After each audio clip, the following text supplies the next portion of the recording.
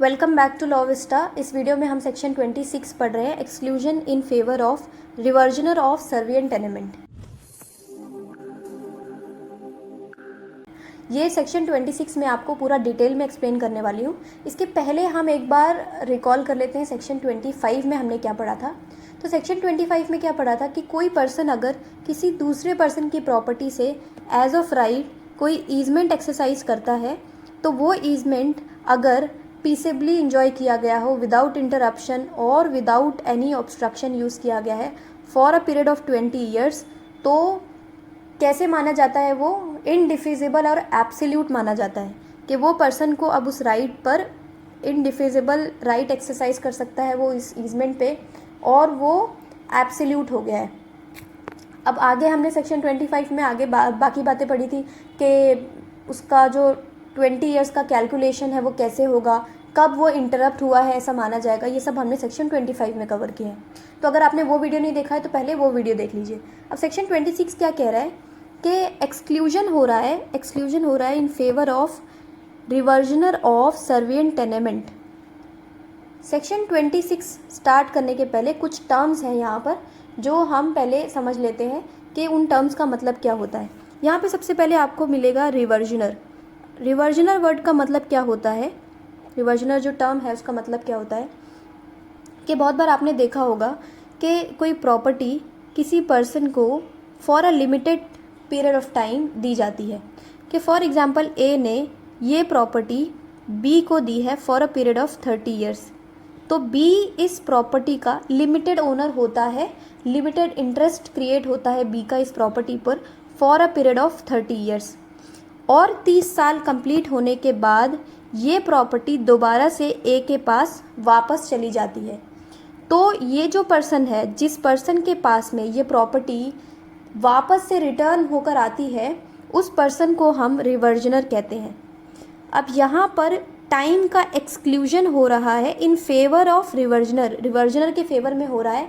कुछ टाइम यहाँ पे हम एक्सक्लूड करने वाले हैं reversioner of servient tenement. Reversioner of servient tenement, अब सर्विएंट टेनेमेंट को पहले मैं एक्सप्लेन करती हूँ तो आपको रिवर्जनर ऑफ सर्विएंट टेनेमेंट अपने आप समझ आ जाएगा। तो सर्विएंट टेनेमेंट ये जो है टर्म रिलेटेड है ईजमेंट से। आपने पढ़ा होगा ईजमेंट का कॉन्सेप्ट। ईजमेंट क्या होता है कि एक प्रॉपर्टी है, उस प्रॉपर्टी को आप फुल्ली एंजॉय कर सको या उसका पूरा एंजॉयमेंट जो है उसको पूरी तरह से उसका जो एंजॉयमेंट है उसे एक्सरसाइज कर सको, उसके लिए आपको किसी दूसरे पर्सन की प्रॉपर्टी का फॉर एग्जांपल एक रास्ता यहाँ से जा रहा है उसे यूज़ करना है। जब तक आप वो रास्ते को यूज़ नहीं करोगे तब तक के आप उस प्रॉपर्टी को फुली एंजॉय नहीं कर सकते। आप वहाँ से आपको पास होना ही पड़ेगा फॉर एग्जांपल मेन रोड तक जाने के लिए। तो आप क्या कर रहे हैं, किसी दूसरे पर्सन की प्रॉपर्टी का कोई पार्ट या उसका प्रॉपर्टी यूज़ कर रहे हैं। तो यहाँ पर इसे हम ए प्रॉपर्टी मान लेते हैं और दिस प्रॉपर्टी इज़ बी।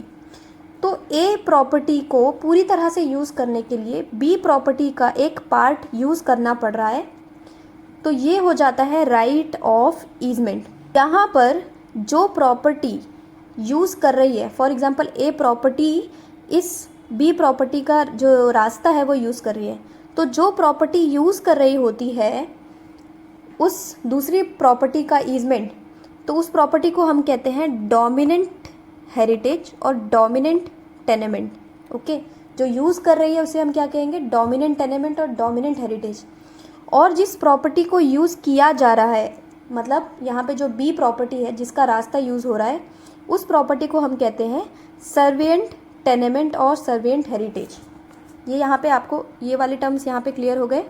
तो डोमिनेंट हेरिटेज और डोमिनेंट टेनेमेंट कौन सी प्रॉपर्टी हो गई, जो प्रॉपर्टी एक्चुअली यूज़ कर रही है किसी दूसरी प्रॉपर्टी का right to way, right to light और वाटर कोर्स वे, बाकी कोई भी चीज़ एज एन ईजमेंट यूज़ कर रही है। और जिस प्रॉपर्टी को यूज़ किया जा रहा है, जिस प्रॉपर्टी का रास्ता यूज़ हो रहा है, जिस प्रॉपर्टी का वे यूज़ हो रहा है, वाटर कोर्स यूज़ हो रहा है, उस प्रॉपर्टी को हम सर्विएंट टेनेमेंट कहते हैं। यहाँ पर सबसे पहले आपको एक एग्जांपल बताती हूँ और उसके बाद में हम सेक्शन 26 का प्रोविज़न पढ़ेंगे। फॉर एग्जांपल के ए पर्सन ने बी पर्सन को एक property the for a period of 30 years ये प्रॉपर्टी बी को दी गई है। 30 ईयर्स के बाद में ये प्रॉपर्टी दोबारा से ए के पास में वापस आ जाएगी। ए यहाँ पे क्या हो गया, रिवर्जनर हो गया, जैसा मैंने पहले एक्सप्लेन किया। ए यहाँ पे रिवर्जनर है और ये जो प्रॉपर्टी है बी की प्रॉपर्टी, बी की इस प्रॉपर्टी से फॉर एग्जांपल बी को 30 ईयर्स के लिए दिया गया है। ए जो है वो इसका ओनर है ना, रियल ओनर। बी की प्रॉपर्टी से एक वाटर पाइप जो है वो जाती है और यहाँ पर एक और घर है छोटा सा जो बिलोंग करता है सी को। अब सी जो पर्सन है, सी पर्सन इस वाटर पाइप को, यहाँ से जो पानी का सप्लाई जा रहा है उसे यूज़ करता है for a period of 18 years. 18 साल से वो उस प्रॉपर्टी को यूज़ कर रहा है, उस प्रॉपर्टी का जो वाटर पाइप यहाँ से जा रहा है उसे यूज़ कर रहा है। सी प्रॉपर्टी को यूज़ कर रहा है, यानी ये कौन सा हो गया, ये डोमिनेंट टेनेमेंट हो गया। और बी की प्रॉपर्टी, ये जो हमारे पास में ये वाला घर है ये यूज़ हो रहा है, ये कौन सा हो गया, सर्वेंट टेनेमेंट हो गया।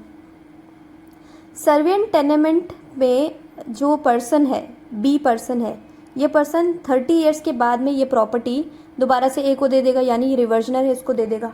तो आपको सेक्शन 26 क्या कह रहा है कि जितने टाइम तक ये जो सर्विएंट टेनेमेंट है, जिस प्रॉपर्टी पर ईजमेंट यूज़ हो रहा है, ये सर्विएंट टेनेमेंट अगर रिवर्जनर के पास नहीं रहती है, टेनेंट के पास रहती है जितने भी टाइम तक, तो वो सर्विएंट टेनेमेंट में अगर कोई भी right as an easement use हुआ है तो उस टाइम को आप 20 ईयर्स के पीरियड के कैलकुलेशन में से एक्सक्लूड कर देंगे। अब एग्जैक्ट प्रोविजन ऑफ सेक्शन 26 क्या कह रहा है, इसके लिए आपको यहाँ पे प्रोविजन पढ़ना पड़ेगा। तो सेक्शन 26 में जो एग्जैक्ट प्रोविजन लिखा हुआ है, ये मैंने आपको पहले ओवरव्यू दिया है कि सेक्शन 26 किस बारे में बात कर रहा है। अब जो एग्जैक्ट प्रोविजन है वो क्या लिखा हुआ है कि अगर किसी प्रॉपर्टी को किसी दूसरे पर्सन को दिया जाता है, यानी लाइफ इंटरेस्ट क्रिएट किया जाता है। लाइफ इंटरेस्ट क्या होता है, दूसरे पर्सन को प्रॉपर्टी दी गई है कि जब तक कि वो दूसरा इंसान जिंदा है तब तक के वो प्रॉपर्टी को यूज़ करेगा और उसके मर जाने के बाद में वो प्रॉपर्टी दोबारा से ओनर के पास वापस आ जाएगी। ईदर लाइफ इंटरेस्ट क्रिएट हुआ है या फिर वो प्रॉपर्टी 3 साल से ज़्यादा के पीरियड के लिए किसी दूसरे पर्सन को दी गई है। और 3 साल से ज़्यादा तो कोई भी टाइम हो सकता है, 15 ईयर्स हो सकता है, 20 ईयर्स हो सकता है, 30 हो सकता है, 50 हो सकता है, कितना भी टाइम पीरियड, लेकिन वो 3 से कम नहीं होना चाहिए। 3 से अगर वो कम हुआ तो यहाँ सेक्शन 26 में वो इंक्लूड नहीं होगा। तो अगर कोई प्रॉपर्टी किसी दूसरे पर्सन को दी जाती है और उसमें लाइफ इंटरेस्ट क्रिएट होता है या 3 साल से ज़्यादा टाइम पीरियड के लिए दूसरे पर्सन को दी जाती है, तो the time of the enjoyment of such easement during the continuance of such interest or term shall be excluded in computation of the period of 20 years. तो जितने टाइम तक के वो प्रॉपर्टी किसी दूसरे पर्सन को दी गई है उतने टाइम को 20 ईयर्स के टाइम पीरियड के कैलकुलेशन में से एक्सक्लूड कर दिया जाएगा। आगे का जो प्रोविजन है with in 3 years next after the determination of such interest or term, ये हम बाद में पढ़ेंगे। सबसे पहले सेक्शन 26 के लिए एग्जैक्ट एग्जाम्पल हम यहाँ पे समझते हैं। अब सेक्शन 26 क्या कहता है, फॉर एग्जाम्पल कि एक एक्स पर्सन ने वाई को ये प्रॉपर्टी, अपनी एक प्रॉपर्टी है, for example plot of land है, वो दे दी for a period of 6 years. अब ये 3 साल से ज़्यादा का टाइम पीरियड है, मतलब 26 में ये इंक्लूड होगा। एक्स ने वाई को ये प्लॉट ऑफ लैंड दी है for a period of 6 years.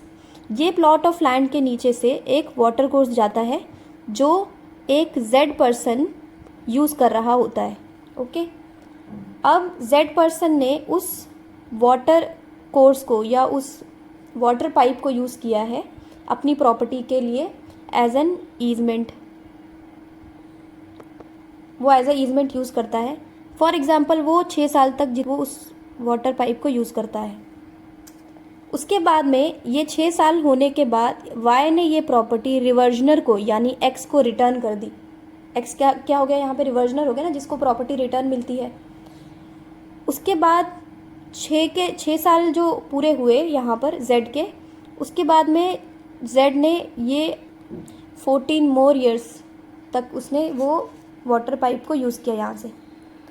ठीक है, अब यहाँ पर और 14 साल यूज़ करने के बाद में ये property for a period of 20 years तक जेड ने यूज़ कर लिया है इसको एज एन ईजमेंट। अब सेक्शन 25 क्या कहता है कि कोई प्रॉपर्टी एज एन ईजमेंट आप 20 ईयर्स तक यूज़ करते हो तो वो राइट आपका इंडिफिजिबल हो जाता है, वो राइट आपका एब्सोल्यूट हो जाता है। अब Z जाता है X के पास और कहता है कि ये जो वाटर पाइप मैं यूज़ कर रहा हूँ और ये जो राइट है मेरा मेरा अब ये राइट एब्सोल्यूट हो चुका है, इंडिफिजिबल हो चुका है। X कहता है कि नहीं, आपने ये जो प्रॉपर्टी है सिर्फ 14 ईयर्स तक के लिए यूज़ की है, 20 ईयर्स अभी कंप्लीट नहीं हुए हैं। Z पूछता है क्यों, कैसे कंप्लीट नहीं हुए, मैंने तो पूरे 20 ईयर्स तक यूज़ किए हैं ये प्रॉपर्टी। जब Y यहाँ पे 6 साल तक था तभी भी मैं यूज़ कर रहा था, और जब ये रिटर्न आपके पास गई तभी भी मैं यूज़ कर रहा था।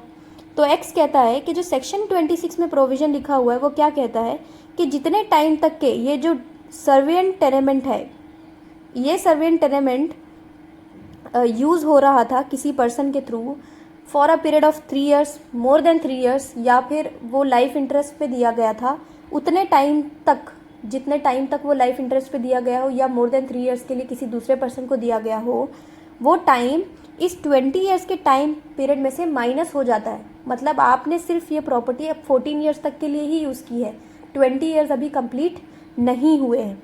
जो लास्ट पार्ट है यहाँ पे सेक्शन 26 का लास्ट पार्ट क्या कहता है, computation of period of 20 years. यहाँ पे जो 20 ईयर्स आप कैलकुलेट कर रहे हैं वो 20 ईयर्स में से जो पर्सन ने यूज़ किया है प्रॉपर्टी, कौन से टाइम पीरियड में, जिस टाइम पीरियड में वो प्रॉपर्टी किसी दूसरे पर्सन पे लाइफ इंटरेस्ट क्रिएट की हुई थी या 3 साल से ज़्यादा के लिए दी गई थी, तो वो पीरियड यहाँ पे से एक्सक्लूड हो गया 20 ईयर्स में से। बट अगर जो पर्सन है, जो सर्विएंट का जो ओनर है, मतलब जो रिवर्जनर है, वो रिवर्जनर अगर चाहता है कि ये जो पीरियड, जिस पीरियड में मैंने ये प्रॉपर्टी इस पर्सन को दे रखी थी, दूसरे पर्सन को, वो टाइम पीरियड एक्सक्लूड हो जाए, तो उसे with in 3 years of the determination of this tenancy या लाइफ इंटरेस्ट, 3 साल के अंदर अंदर ही उस राइट पर, यानी जो ईजमेंट का राइट वो पर्सन एक्सरसाइज कर रहा है, उस पर ऑब्जेक्शन लेना पड़ेगा। ये लास्ट पार्ट कहता है in case the claim is within 3 years next after the determination of such interest or term. Determination of such interest or term मतलब जो टर्म के लिए उसने ये प्रॉपर्टी किसी दूसरे पर्सन को दे रखी थी, उस ख़त्म हो जाने के बाद, मतलब उसके डिटर्मिनेशन के बाद, resisted by the person entitled on such determination. Resisted by the person entitled to such determination मतलब ये जो रिवर्जनर है वो एंटाइटल्ड है ना इस डिटर्मिनेशन पे, वो ख़त्म हो गया तो वो एंटाइटल हो जाएगा उस प्रॉपर्टी को, दोबारा से उसके पास में वो आ जाती है, वो ओनर हो जाता है उस प्रॉपर्टी का।